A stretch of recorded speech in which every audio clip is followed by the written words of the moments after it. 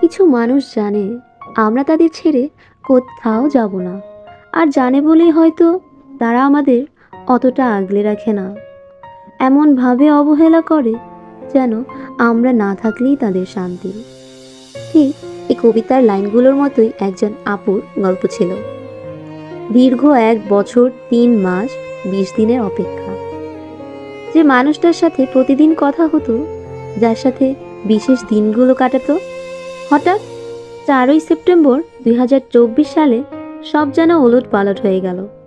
সম্পর্কটা যেন একতরফা ভালোবাসার এক দীর্ঘ লড়াইয়ে রূপ নিল। দীর্ঘ অপেক্ষার পর গত 24শে ডিসেম্বর 2025 সালে যখন আবার দেখা হলো, সেই প্রিয় মানুষটা একগুচ্ছ ফুল এনেছিল।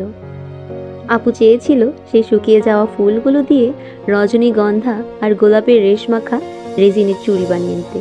স্বপ্ন ছিল এই চুড়িগুলো সেই মানুষটাই তার হাতে পরিয়ে দেবে, কিন্তু সেই সৌভাগ্য আর হলো কোথায়। আজ 19শে জানুয়ারি 2026। নিয়তি যেন এক অন্য গল্প লিখে রেখেছে। আজ সেই প্রিয় মানুষটা তার বিয়ের কথা জানিয়ে দেয়।